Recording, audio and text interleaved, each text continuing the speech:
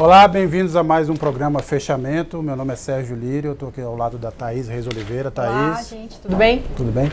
Estamos aqui chegando ao fim de ano. Essa aqui é a capa da edição dessa semana. Que não é a última do ano. Que não é a última do ano. Talvez seja a última do ano para o ministro Weintraub. Inclusive, acabaram de me mostrar agora que ele fez um meme na internet, colocando a cabeça num lugar para ter o pescoço cortado. Ele é sempre muito engraçadinho. Sim, ele é divertido, né, sim. Thaís? Eu lembrei daquele episódio em que ele jogou o microfone no chão, imitando Elvis Presley. E ele disse na ocasião, Ape is out. Talvez agora a profecia se cumpriu ali para ele. E ele vai deixar saudades em alguém, você acha? No bolsonarismo, sim, né? Ele estava numa competição ali com a Damares, né? Principalmente com a Damares, mas também com o Alvim, para ver quem era mais, quem ultrapassava mais os limites, né? Ele ganhou várias vezes, né? Sim. O campeão da semana. Então, talvez ele faça uma falta. Exatamente não está claro ainda se ele vai sair, daqui a pouco o Barrocal vai comentar isso, daqui a pouco a gente chama o Barrocal, mas obviamente há uma pressão crescente e é muito provável que ele não volte, não continue no Ministério logo no início do ano, né? Embora o Bolsonaro tenha negado. E o mais interessante, Thaís, é que se ele cair, ele não vai cair pelo conjunto da obra, de bobagens que ele falou. Como um guerreiro cultural, ele vai bem, eu acho, né? Ele está no Ministério para isso, a verdade é essa. Mas ele vai cair pela pressão do interesse privado, né? De uma aceleração da mercantilização do ensino, da privatização. Mas você vai sentir saudade de você, por exemplo? O que você achava do Weintraub? Se você para pensar no governo como um ajuntamento de malucos, que é o que é, você pensar, talvez a gente não tenha aí alguém com o brilhantismo do Weintraub nesse setor específico, mas eu temo que ele seja substituído por alguém que vá, na verdade, levar a cabo o projeto do bolsonarismo para a educação, porque apesar do que houve, dos retrocessos que ele impôs à pasta, a verdade é que o Bolsonaro não conseguiu. Ele foi muito mais bem sucedido fazendo a guerra cultural do que, de fato, desmontando as universidades públicas, os institutos federais, etc., né? E vai ficar marcado aí pela incompetência. Eu também temo pela chegada dos profissionais, porque eu acho que se mudar dessa vez vai ser para colocar alguém que vai saber conduzir esse projeto da forma como se imagina, né? Sim, eu acho que o Barrocal vai saber explicar um pouco melhor quem são os interessados na deposição do Abraham Weintraub. Barrocal, é com você. Boa tarde, colegas de redação em São Paulo, amigos de Cara da Capital. Pois é, na minha última reportagem do ano, eu trato de uma unanimidade nacional negativa, o ministro da Educação, Abraham Weintraub. Ele está de férias desde o dia 14 e talvez não volte. Dias antes de sair de férias, ele comentou com um dirigente de uma instituição privada de ensino que sua passagem pelo cargo havia terminado. Dentro do MEC circula até um nome forte para substituir Weintraub, o de Onyx Lorenzoni, chefe da Casa Civil de Jair Bolsonaro. Com Lorenzoni, talvez avance a mercantilização da educação brasileira, o que até agora não foi lá muito possível graças ao gosto por polêmicas de Weintraub. Em 8 meses no cargo, ele privilegiou a guerra cultural, uma verdadeira paixão do bolsonarismo. Ataca a esquerda, Paulo Freire, o globalismo, as universidades públicas federais, os professores. Gente graúda interessada em negócios na educação anda contrariada. É o caso do maior bilionário do Brasil, Jorge Paulo Lemann. 2 deputados da bancada Lemann ajudaram a minar o trabalho de Weintraub ao longo do ano. Uma comissão de vigilância do Ministério, criada por sugestão da deputada Tabata Amaral e relatada pelo deputado Felipe Rigoni, entregou no último dia 17, um relatório que é bastante crítico ao MEC nesse ano de 2019. Quem também gostaria de ver o avanço da mercantilização da educação é Elizabeth Guedes, irmã do ministro da Economia, Paulo Guedes. Elizabeth é presidente da Associação Nacional das Universidades Particulares. E olha que Weintraub fez certas coisas para facilitar, sim, o avanço dos interesses privados na educação. Ele botou dentro do MEC 2 advogados que no passado trabalharam para a Croton, o maior conglomerado educacional do Brasil e um dos maiores do mundo. Pois é, essa é a minha reportagem da semana. Até 2020 e um grande abraço a todos. É isso aí, quer dizer, além do nobre ministro da capa, esse fanfarrão, né, comediante e tal, a gente também, né, Thaís, você é autora de uma reportagem dessa semana sobre a oposição, né, o papel da oposição nesse ano. O que a gente pode dizer do desempenho oposicionista em 2019? Acho que é um fim de ano agridoce, assim, porque é claro que a oposição fez críticas contundentes e marcou posição contra o desmonte do governo, mas ao mesmo tempo, por estar em minoria, não conseguiu evitar mais que o mal menor, né? Acho que o principal exemplo de vitória parlamentar na oposição esse ano, sem dúvidas, é a articulação do Freixo pelo pacote anticrime, né? Conseguiu aprovar um projeto que não incluía a matança liberada, proposta pelo Moro, pelo Bolsonaro, né? Sim, o excludente de licitude. Mas ao mesmo tempo, me parece que a oposição não superou ainda as rixas entre 2018, falando da oposição à esquerda, né? Eu tive conversando agora mais cedo com o presidente do PDT, com Carlos Lupe, e perguntei como ele encarava as declarações mais recentes que o presidente Lula fez em um evento sobre contar com o PSOL, o PCdoB e uma parte do PDT numa aliança contra o governo, né? E ele se irritou, né? Disse que essa é uma tática diversionista do PT, que isso já tinha sido repetido outras vezes e que no PDT não tem espaço para esse tipo de divisão. E voltou a afirmar mais uma vez que o candidato do PDT à presidência é o Ciro Gomes, né? E que o Lula saberia disso. Então fica claro que o campo progressista ainda está dividido, né? O PDT tem feito alianças, na verdade, né, uma aproximação com a Rede, com o PSB, conversando sobre as eleições municipais, já de olho em 2020. E o PT tem mantido diálogo com esses partidos que eu mencionei ali atrás, com o PSOL, o PCdoB, mas ainda muito incipiente, né? A gente não sabe nem qual é a estratégia do partido para 2020, 2022, é um campo bem aberto. E o engraçado, você falou do caso do Freixo, e o caso do Freixo, a posição do Freixo no pacote anticrime, trouxe de volta à tona uma disputa estranha no campo progressista, né? Porque ele foi comparado a Tabata Amaral na votação da Previdência, e na verdade não tem nada a ver nesse caso, porque a Tabata optou por um projeto, partiu da tese que é preciso fazer uma reforma da Previdência, mas optou por um projeto ruim, né? Ruim, que prejudica a maioria da população em detrimento das corporações. No caso do Freixo, não. A atuação do Freixo, quer dizer, o pacote ia ser votado. O que a oposição tinha que fazer? Atuar para impedir que o pacote fosse pior. E, no fundo, conseguiu. Foi uma grande vitória, obviamente, não só da oposição, porque o Centrão resolveu também impor uma nova derrota ao Moro, né? E sob o comando do Rodrigo Maia.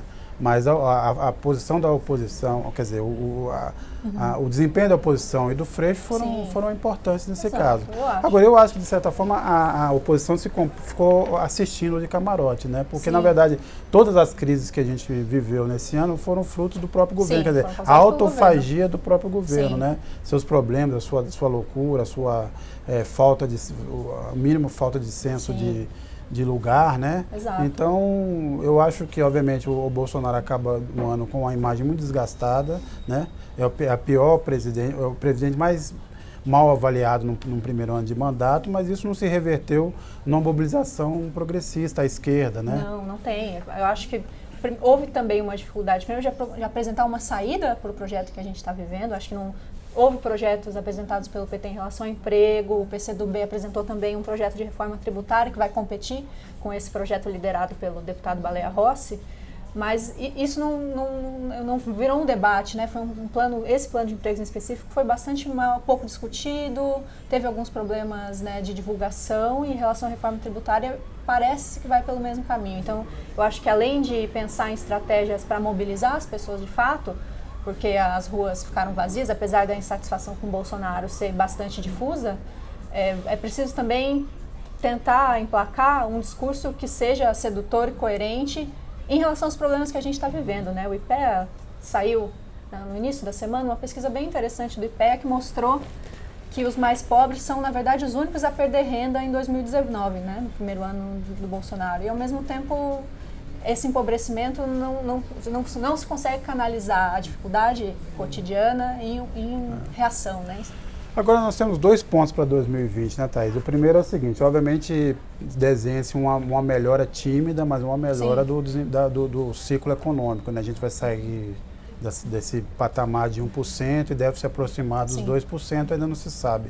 É insuficiente para resolver os problemas, é insuficiente, inclusive, para reduzir o estoque de desemprego, mas dará ao bolsonarismo um discurso, né?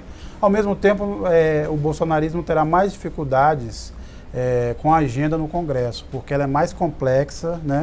E atinge interesses muito mais claros do que a reforma da Previdência. A reforma da Previdência optou por atingir a maioria que não tem voz no Congresso, são os deserdados, né? Dessa vez não, porque ao fazer a reforma tributária você vai mexer com interesses dos estados, dos municípios, vai mexer com o interesse do empresariado, né? Vai mexer com o interesse dos rentistas, do funcionalismo. E também a reforma do Estado que eles pretendem. Então são muitos projetos, né? É uma agenda muito complexa, até muito ambiciosa. Para um ano parlamentar que é muito curto, porque as eleições já então, este espaço, este momento é uma boa oportunidade para a oposição se reorganizar. Mas precisa achar o eixo, né? Sim, exato. Porque esses últimos 2 meses são um momento para que os parlamentares de centro, de esquerda, todos eles voltem para a base e descubram se é o momento ou não de ter uma postura mais combativa em relação ao Bolsonaro. Eu tive conversando com alguns interlocutores do centro, do MDB, de outros partidos, e o que eles sentem, por enquanto, é que da parte desses parlamentares ainda não há um espaço para uma defesa ampla do bolsonarismo. Então, o centro tem ali se colocado como uma alternativa eleitoral, de fato, né, quer disputar o executivo. Não sei se quem assiste a gente viu também alguns vídeos do projeto Brasil em Movimento, que é uma plataforma lançada pelo DEM e outros partidos de centro para mostrar soluções daquele campo para o Brasil, mas eles têm se classificado como essa terceira via. Mas o momento político brasileiro mostra que ainda não tem espaço para uma terceira via se firmar. As pessoas estão bravas, as pessoas querem brigar. Então, nesse sentido, cabe à esquerda uma resposta muito rápida e contundente contra o governo, né? Eu acho que tem que repensar, parar de pensar no antipetismo. Eu acho que nós temos ruminado muitos problemas que nos levaram até aqui e pensar numa alternativa propositiva mesmo para 2020 e 2022. A gente estava falando de autofagia, né, Thaís? E tem uma matéria também essa semana sobre esse avanço do Ministério Público contra o Flávio Bolsonaro e o Fabrício Queiroz, que é um problema sério para o Bolsonaro, né? Isso vai incomodá-lo por muito tempo.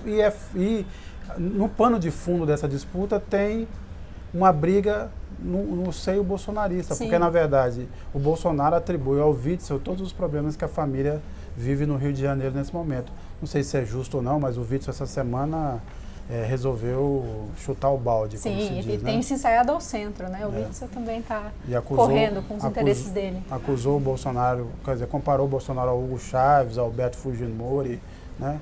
Então é um sinal de que não tem mais conversa, ou pelo menos nesse momento é impossível um diálogo nesse campo. E esse eu acho que vai ser um flanco a ser explorado aí em 2020, porque, em primeiro lugar, o Bolsonaro não pode se livrar do filho, que é a estratégia que ele tem utilizado até agora, que é se afastar do partido sempre que houve um escândalo. Muito provavelmente o novo partido dele não vai conseguir se legalizar a tempo de lançar candidatos em 2020, então para o discurso anti-establishment dele isso é muito bom, mas não tem como ele se afastar do Flávio, né? Então, agora que o Ministério Público conseguiu de fato levar adiante essas investigações, vai ter acesso aos dados bancários, a quebra de sigilo, tudo que eles estão colhendo aí nessa última operação dessa semana, vai ser um momento bastante complicado para o Bolsonaro, né? Porque já são fartíssimas as evidências de que Flávio Queiroz tinha um esquema um pouco nebuloso ali, legal, né? O Ministério Público fala em organização criminosa, lavagem de dinheiro, isso sem citar o Carluxo, né? Não vamos entrar muito no caso do Carluxo, mas ele também está na mira também, né? Quer dizer, Bolsonaro, essa semana passada, deu a entender de que virá alguma coisa também nessa área do caso Marielle Franco. Ele disse que é tudo uma armação contra a família, mas ele já está se preparando para... E é curioso que em ambos esses casos o Bolsonaro deixou claro que ele ficou sabendo antes, né, que essas operações viriam. É preciso descobrir de onde, quem está vazando essas informações para ele. Talvez seja da relação dele com o Olavo de Carvalho, astrólogo, ele talvez esteja lendo as estrelas, né? Uma previsão, pois é. Um dom também que a gente desconhecia do Bolsonaro, o dom de prever o futuro. Mito, né? É um mito. Bem, E para concluir, pessoal, a gente tem aqui essa semana um perfil da Eliana Pittman. Eliana Pittman, que era do tempo da... Não, brincadeira. Ia dizer que era do seu tempo, não do meu e tal. Mas uma cantora muito versátil, muito famosa, que gravou de tudo, do carimbó à bossa nova no Brasil. Estava alguns anos afastada dos estúdios e voltou agora recentemente. Então o Pedro Alexandre Sanches nos conta aqui um pouco como é que é esse novo disco da Eliana Pittman. Fala aí, Pedro. Oi, pessoal. O plural dessa semana, a gente está fazendo um perfil de uma figuraça, que é a cantora Eliana Pittman. Eliana, os mais jovens não se lembram muito dela, mas ela é filha adotiva de um saxofonista norte-americano muito importante, que é o Booker Pittman. Ele adotou ela, casou com a mãe dela e ensinou ela a cantar jazz. Só que ela era uma cantora que não se fixava em gênero nenhum, então ela passou a misturar jazz, bossa nova, samba, e nos anos 70 ela fez muito sucesso cantando carimbó, que é um ritmo tipicamente paraense.